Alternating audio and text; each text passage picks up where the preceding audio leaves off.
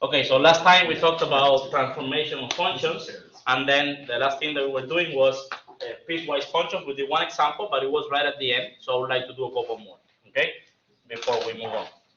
So let's see, to warm up, I'm going to write down a piecewise function, and then I want you to evaluate it at some point, just to make sure that you understand.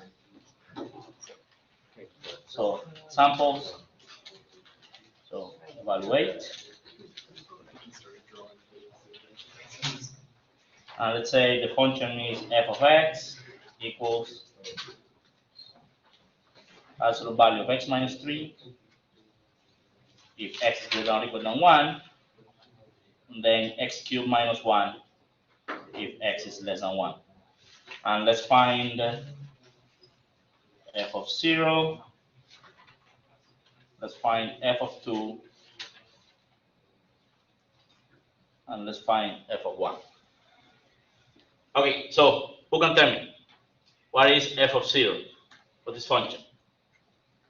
Yes? -1. Okay, so what piece are you using? The second one. The second one. Why? Because it shows x is less than 1. Very good. So remember, the way that you read is the way that you read this is as follows. This is piecewise because it has different pieces. In this case, we have multiple formulas for our function. So the question is, what formula should you use? Okay? And this of course depends on the input. And right here is the condition. If the input, which is x, is less than 1, you should be using this formula. That's how you read it. If the input is 1 or larger, you should be using this top formula. That's how you read it. Okay? So f of 0, because 0 is less than 1, we should be using the bottom formula. So that's 0 cubed minus 1, which is -1. You okay with this? All right. So how about the next one? F of 2. Yes. 1. Okay. Why?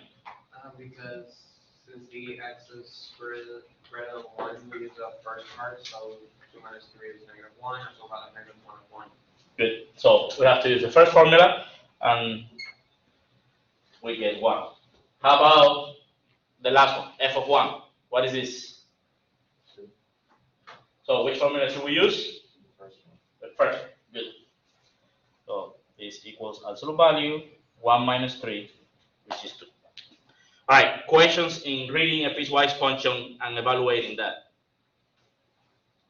So now the next thing is let's sketch. Okay. So how do we graph a piecewise function? For example, let's say that I wanted to graph this function. How do we do this? How do we graph piecewise function?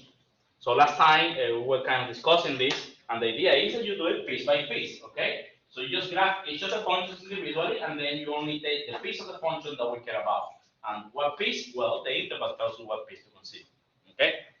So let us sketch this function. I guess let me say evaluate and sketch.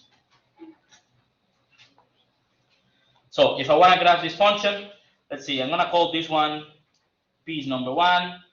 I'm going to call this one piece number 2, okay? Just because, you know, less than 1 and then greater than 1. Okay, so piece number 1, this is the function y equals x cubed minus 1. And remember, we only care about this as long as x is less than 1. But let's go ahead and let's just graph the entire function, and then we figure out what needs to be done. Okay, so what is this graph? X cubed minus 1. What is this? How do we sketch that? It's x minus 3, but down 1. So as a cubic function is cubed, shifted down 1 unit, right? So remember, the cubic function looks like this. That's one of our basic functions, but then we need to pull this down 1 unit. So you're gonna go to 1 in here, through -1 here, and then I'm just gonna draw the same thing here, right? Something like that.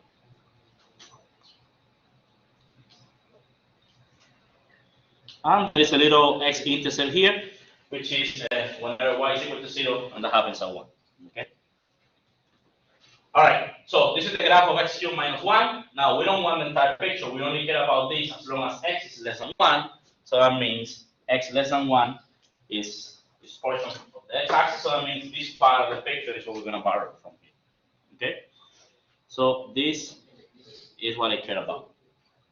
Do you understand this? Now, should we borrow this point or not? The point x equal 1. No, right? The point x equal 1 belongs to another function. Has nothing to do with this one. So let me stress it here by doing an open circle. Just so when you copy and paste, you don't carry this point with you. Okay? So it has to come with an open circle. All right. So if you want, we can here put the graph of f, and we're going to be partially graphing the function. Okay? So far, we have a piece of it.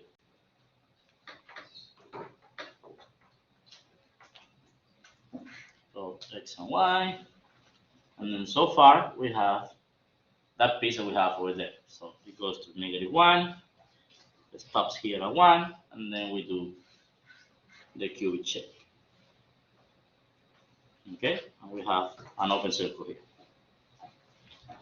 That's what we have so far. Do you understand this? That's piece number 1. Now let's do piece number 2. So the second piece is the function absolute value of x minus 3, and we only care about this as long as x is greater than or equal to 1. Okay, so let's graph this function and then we pick what we need. Okay, so this of course the parent function is, what's the parent function for this graph?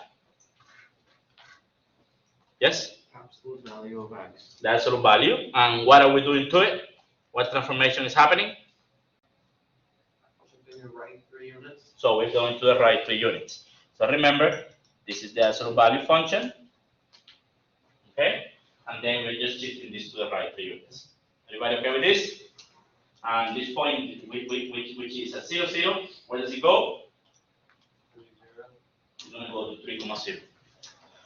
So 1, 2, 3, and we're going to have, and let's see, the y-intercept is going to be at 3. 1, 2, 3.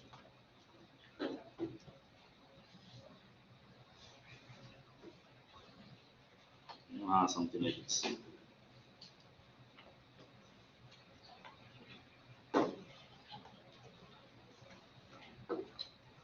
Everybody okay with this? So that's this function. However, we don't want the entire picture. What do we want? We want this graph as long as x is greater than or equal to 1. So here is x equal 1. When x is 1, we get here 2, right? If you bring in 1 here, the output is 2. Therefore, what we want is starting from this point, including the point, because when x is equal to 1, we are in this picture. So starting from here, everything after that. So this portion of the graph is our pictures. So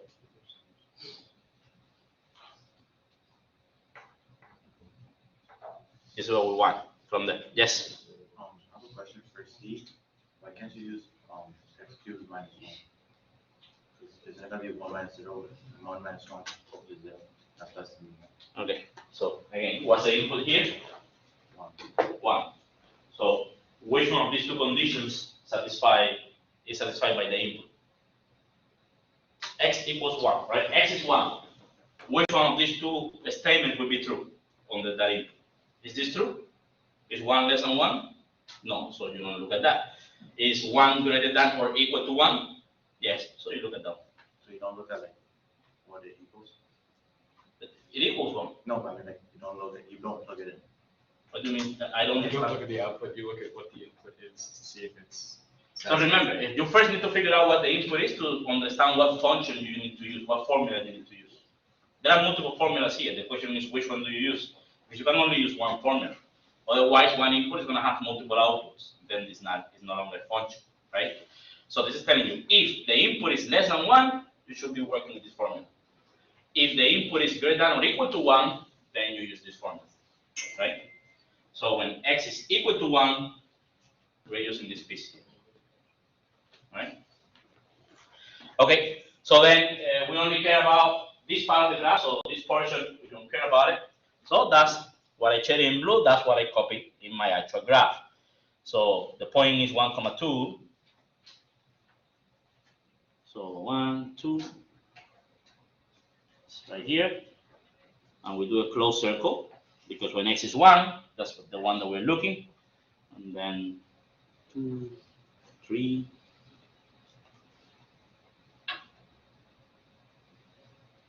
And then we sketch. Okay, so that's the graph. All right, questions?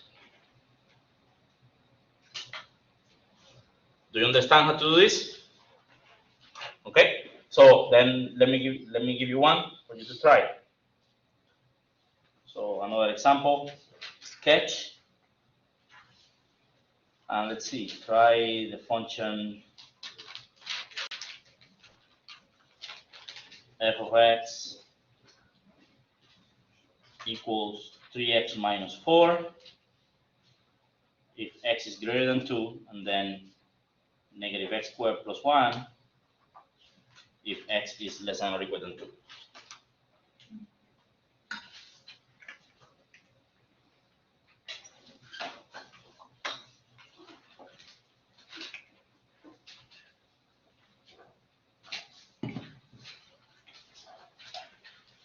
So remember, just graph each of these individually and then just take from there whatever piece you need.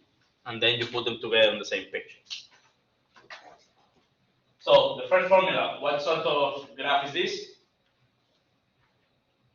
Linear. This is a line, right?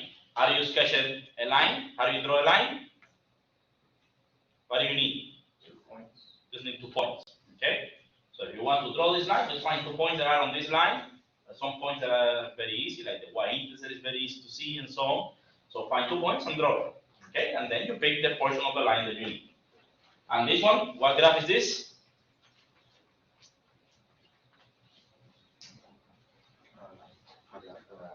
It's quadratic, so this is a parabola, right? And how many transformations are happening to this parabola?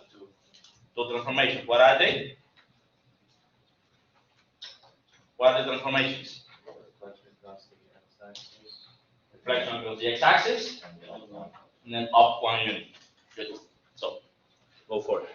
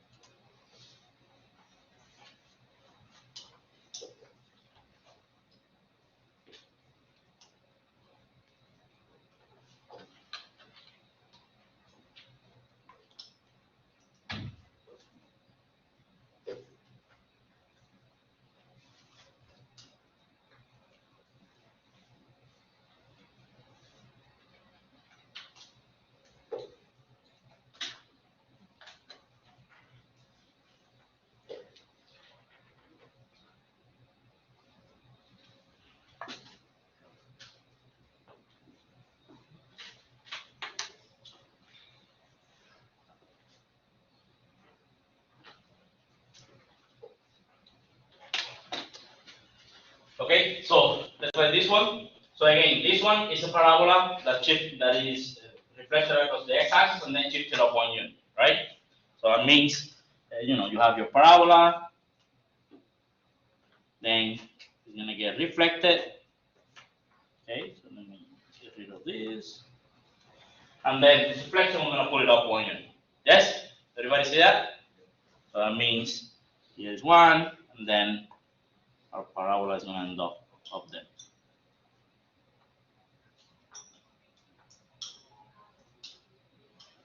Something like this. And then just for completeness, let's put this point. So what are the x-intercepts here? What are the x-intercepts? Plus or minus 1, right? -1 and 1. Okay, good. So now, again, we don't want the whole thing. We only want a piece of it. What piece do we want? The piece where x is less than or equal to. Okay, so what will be the corresponding point? So up to what point do we need to borrow the graph? Like, tell me the y or to what point? And I say point, I mean x and y. Yes?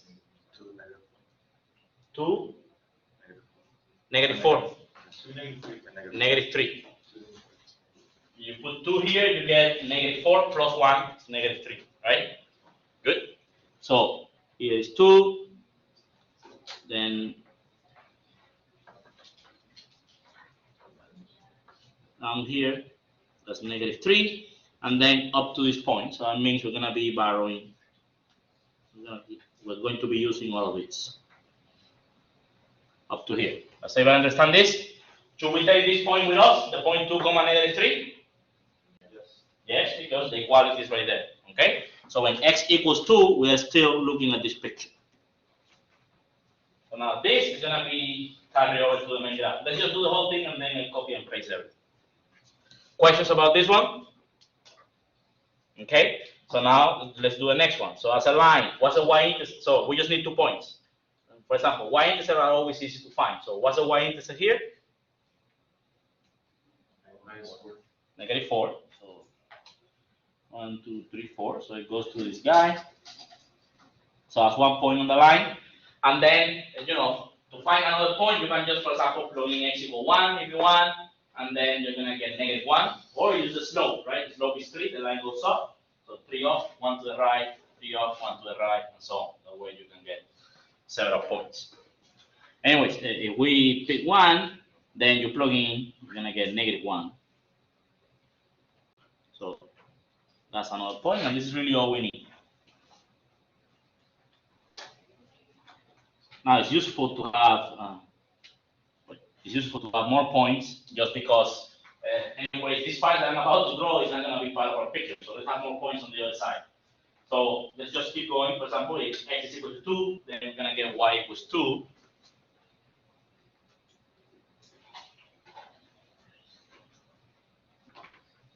And then if x is equal to 3, we're going to get, what do we get for y? If x is 3, we get 5. Too far away. So, no, thank you. So let's do after 2, 7/3.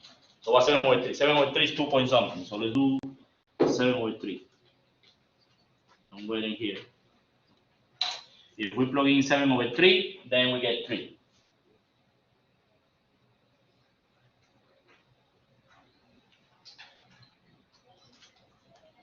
Alright. Again, the scale is not perfect, so maybe all of these dots are not going to be exactly aligned. I'll just fix it later. The reason why I'm picking more points is because, you see, the ones that we have here to sketch, they're going to be left out when we pick the portion of the line that we care about, because we care about this for x greater than 2. So you have to give me something on this side to be able to talk about this line, okay? So when you draw the picture, yes, we're going to have this point, but then you also need to give me another one. If you put 3, then I need to go all the way up to 9, and I didn't want to do a bigger graph, okay? That's why I went to 7/3. Why 7/3? Because that's something that will cancel nicely with 3 here, okay? And give you 3 as a number. That's why I picked 7/3. Okay, so that's the line, but again, we don't want the whole thing. What we want for x greater than 2. So that means we want this portion. Okay, this is what we want. And should I take the point 2, 2 with me? Should we take that point 2, 2? No, no, Why? because it's not included in the. Not included, and also that point x equal 2 is already taken by the first one. Remember, this is supposed to be a function. Okay? So when x is 2, there can only be one y. So this guy, we are not taking that with us. So now copy and paste. So the graph of f, you just put everything together on the same coordinate system.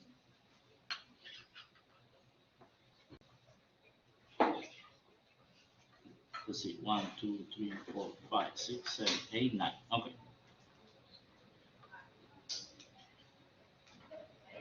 All right, so borrowing the first guy, so it goes through -1, 1. The y-intercept is equal to 1. So here, here, here, and then goes to 2, -3.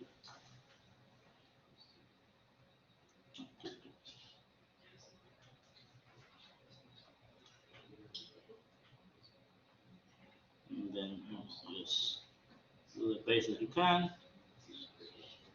Draw a nice little picture here. So we have this portion of the parabola, and then we pick the line. So the line starts off at 2, 2. So at 2, 2. And we have an open circle there at 2, 2, and then it goes up and it goes to 7 over 3, 3. But I have enough space to plug in 3 now. I'm gonna get 9. So that one is more comfortable. So let's do that one. And then over here we have a 9.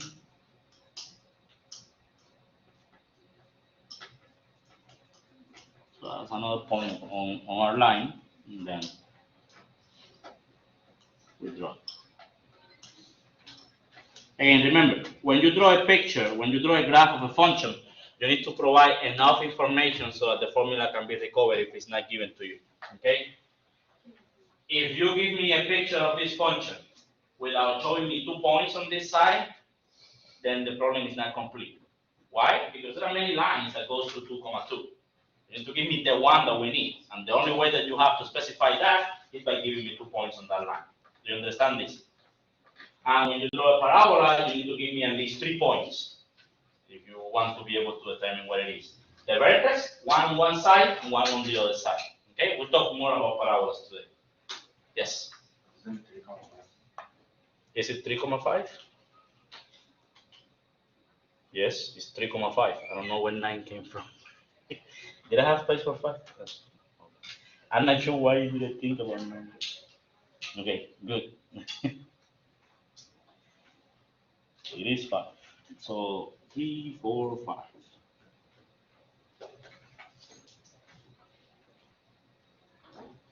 Okay. Good.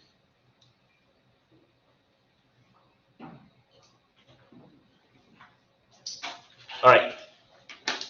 Okay, thank you. All right. Any questions? Also, when you're graphing these things, you have to be careful. You have to make sure that, for example, don't be sloppy in the sense that when you draw the line, make sure that this line doesn't go over here and then overlap with this picture. Because if it does, you're not drawing a function anymore. It's not going to pass the vertical line test. Okay? So whenever this guy finishes, then after this point, that's when the other graph continues. There cannot be any overlapping because then you're not going to have a function. Do you understand this? So, just be careful. You do it one piece at a time, and you should be okay. There's no need to look at the whole thing at once. Just do it one by one. All right. Questions? Okay. So these are piecewise function. I guess let's do a problem in which I give you the function and then you need to give me the formula. Okay. So let's do it backwards. They're gonna have the graph, and your job is to give me the formula. For example, if you see something like this, you need to be able to provide the formula for this function. In this case, how do you do this? So let's see, let's talk about it from this point of view. How do you do this? First of all, you need to know whether this will be piecewise or not. Is this a piecewise? You should recognize that it's piecewise. How many pieces do you see here? Two pieces, right? So it's one piece, there is another piece. Now, you do it one by one. The first piece, so, if you wanted to do something like this, then automatically you already know, okay, there are two pieces, so I know that I need to write this. Okay, because there are two pieces. Now, the first piece is from where to where? So, on the x-axis, the input, we need to, so this is the easy part to come up with, this one right here. So from negative infinity to 2, so from x less than or equal to 2, right, because 2 equals to 2 is down here, we're talking about the first piece, so you can write that. And the other piece is from where to where? From 2 to infinity. From 2 to infinity, not including 2, so that would be x greater than 2. Do you understand this? Now, we come back and try to figure out the formula for each piece. The first one, for x less than or equal than 2, we have this one. At this point, this part in general could be hard depending on the picture, but here you should suspect that it's a parabola, right, by looking at the shape. And then, given the points that you have in here, you can figure out that this is x squared that was shifted down, that was reflected with respect to the x-axis, and then shifted up 1 unit. Okay? So, with some work that can be figured out. Now, this one, you know how to find equations of a line. Okay? So now, you know that this is a line, so you know that I'm expecting to write here something of the form mx plus b, right? All you have to do is figure out what is m and what is b, okay? The slope and the y-index. Now, remember, you need to have 2 points. If I didn't give you the second point, you will not be able to find that equation. That's why it's important to provide all the necessary information on your graph. So let's see, the slope is easy to find here. So what's the slope? We see the 2 points. It's a positive number, and then you do your rise over rhombus. So you go 3 up, 1 to the right. Yes? So you know the slope is 3. So you already know that this is a 3x plus something. And how do we find b? Well, you can pick a point on the line like 3, 5 or 2, 2, because even though this is open, this point belongs to the blue line. Okay, so you can use it to find the equation, whatever you like. And so you can say, well, I know that y equals 3x plus b. Now, the point is 3,5, for example, so that means if I make y equals 5 and x equals 3, this is a true statement. Yes? And from here, you can figure out what b is. So 5 equals 9 plus b, so b must be negative 4. And then you come here and you update your formula. Do you understand this? Okay? All right, so I'm going to give you a graph. I want you to give me the formula for the function. Okay? Do that. So let's see. Number 3, find the formula for the given function.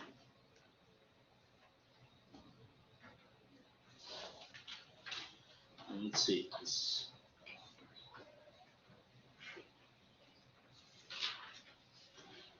Let's do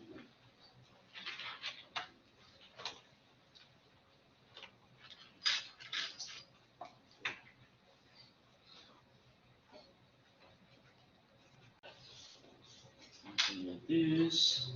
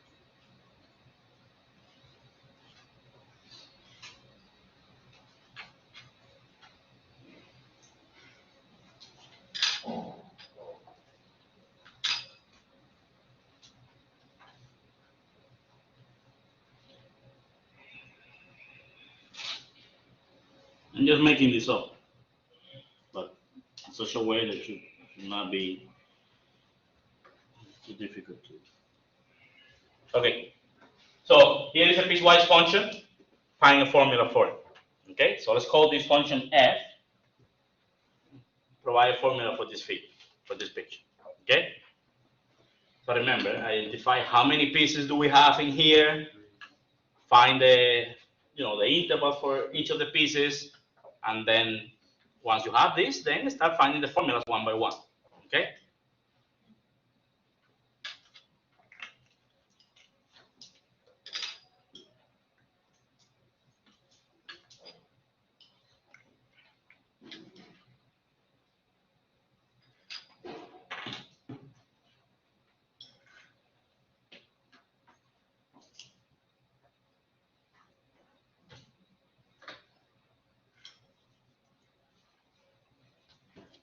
How many pieces do you see?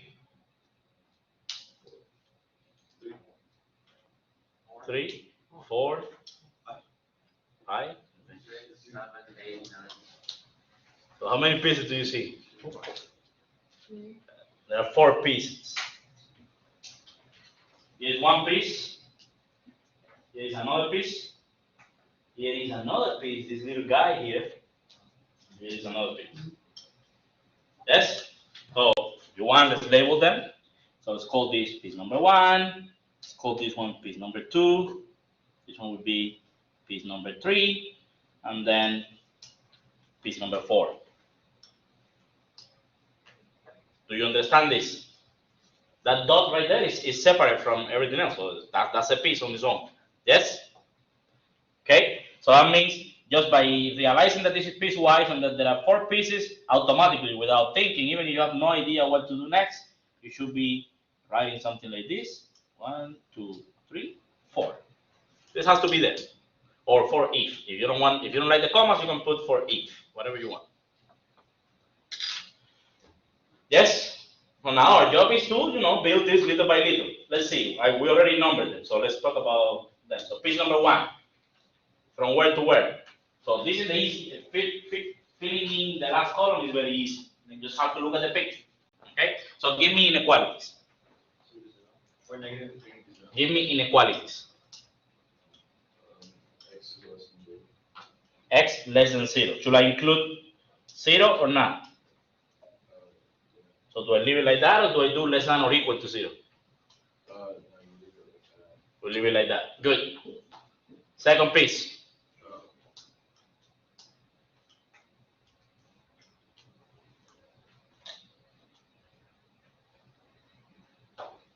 Who can tell me the interval for the second piece? 0 to 2. From 0 to 2, right? I mean, it's pretty easy. Just look at the picture. Begins at 0, finishes at 2, right? There is nothing hidden here from you. Begins at 0, finishes at 2. So, x between 0 and 2. Now, let's see. Should I include 0? 0 is less than or equal to 0. Should I include 2? No. No, I will leave it like that. Okay. So, page number 3.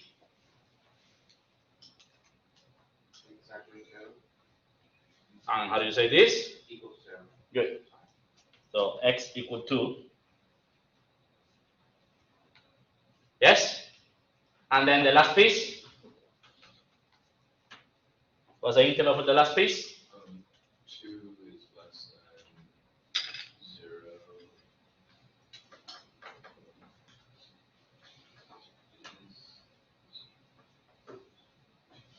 Yes? 2, x is greater than 2. Good. X is bigger than 2. Do you understand? I mean, this is the easy part. It's just looking at the picture and see what x must satisfy. Like the first one stops here at x equals 0, so x is less than 0. Then the next one starts at 2 and 0 finishes at 2. Okay, x is between 0 and 2, including 0. So 0 less than or equal than x less than 2. The next one is just 1 point, so it's x equals 2. And the last one starts at 2 to the right, now including 2, so x bigger than 2. This really requires not much thinking, just looking at the picture. Do you understand this? Okay, so now we take a step back and we come back and start figuring out the formula for each of these. Now, luckily, all of these things are lines, okay? So it's really not that complicated, all right? So let's see, let's look at number one. Who can tell me what's the formula for that? -1/2x plus 2. So what is it? -1/2x plus 2. So -1/2 x. Okay, good. So let's see. The slope is negative. So remember, this is mx plus b. So the slope is negative because the line is going down. If you want to figure out the slope, here we have 2 points. So we just need to do, in this case, fold over wrong. So to go from here to here, what do? You go down 1 unit because this is 2. I mean, put the 2 there. So you go down 1 down and then 2 to the right. Yes? So that's a 1/2, but it's negative because it's going down, so it's -1/2. So we have this guy.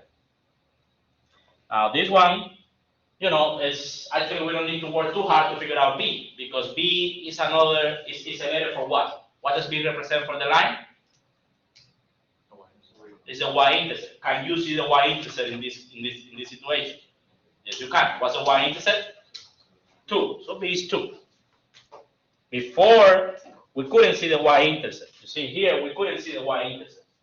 So we had no choice than to do the little equation thing to figure out what b was. Okay? But in this case, we see the y-intercept, so take advantage of that. Okay? All right, good. Questions about the first formula? Okay, who can tell me the second formula? Let's see, in the last row. Someone in the last row. Give me the formula for number 2. What would that be?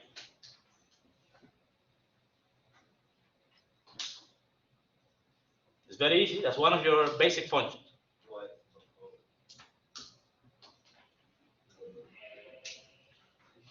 Can you tell me a formula for that?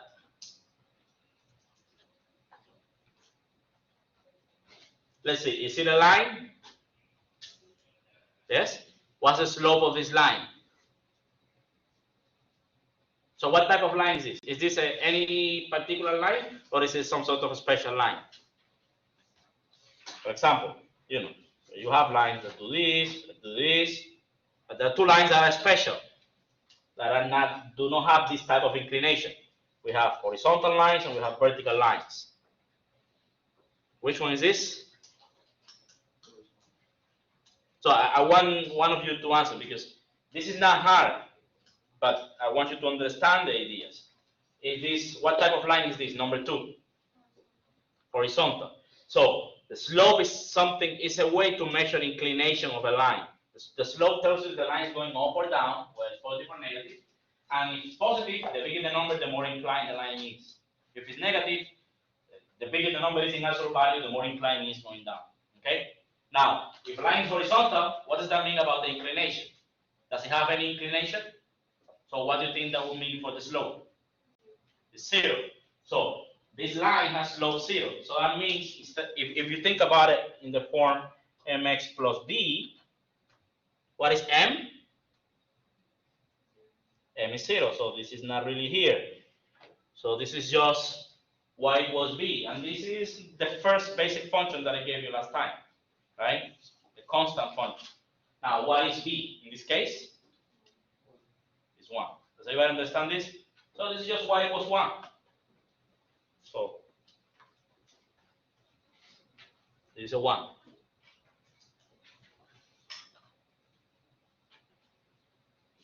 Questions? Okay. Okay, how about page number 3? Yes? So what should I write here in the formula? 4. Good.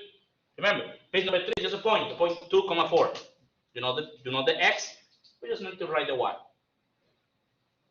Do you understand this? There is a difference between page 2 and page 3. Page 3 is a point because only x equals 2.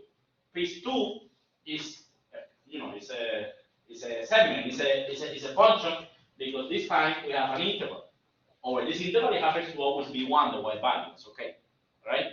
But even though you see numbers here, there's a difference between these two pieces. This one is just a point.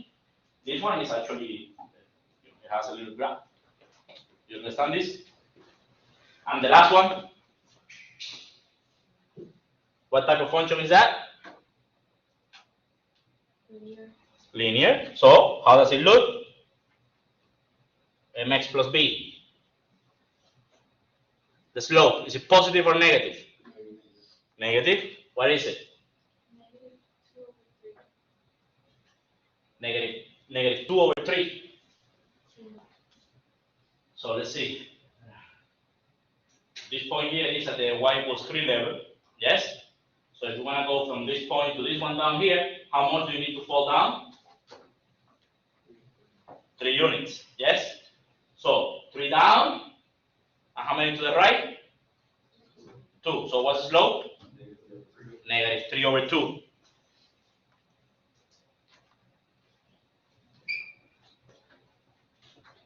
Do you understand this so far? Now what is b?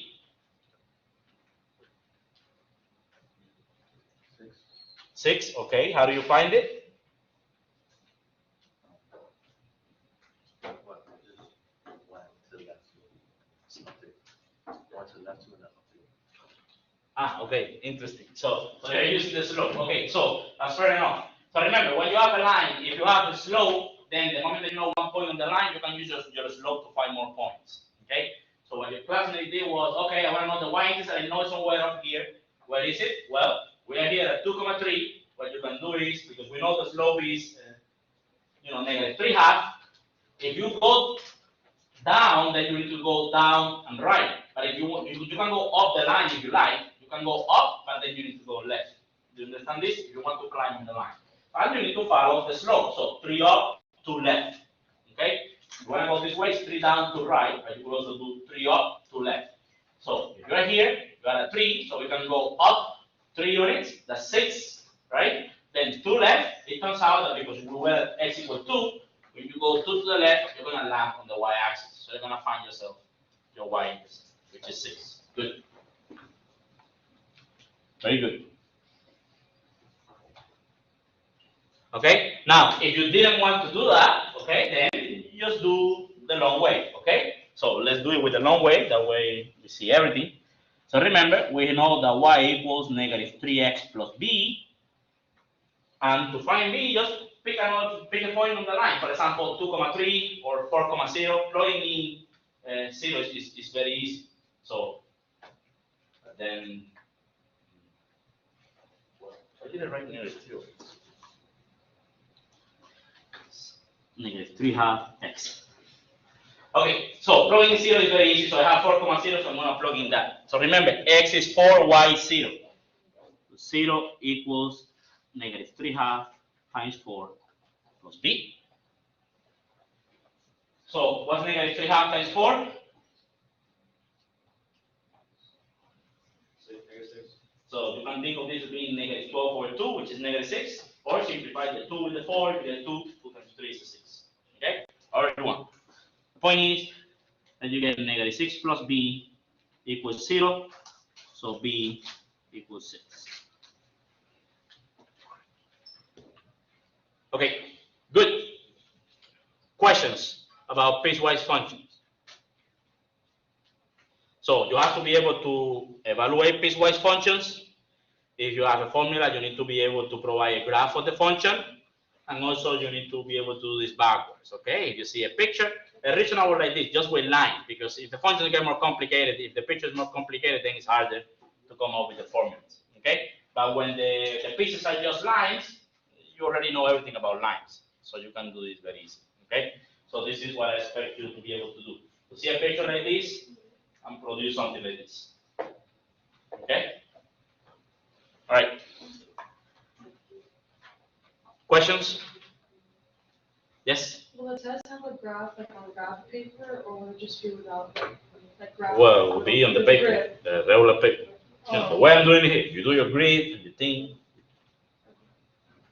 Yeah, no graph paper with little squares. So you just do it carefully. Okay? No, you don't have to be ultra super precise, but try to be reasonable so you have a decent picture. Okay.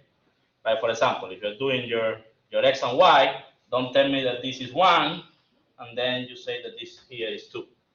You know, you don't do that kind of stuff, right? So just keep that in mind. You know, just keep your spacing and all of that. Okay, and don't do a graph that fits in a little square like that, okay? Because I'm not gonna grade something like that. So, you know, just be reasonable.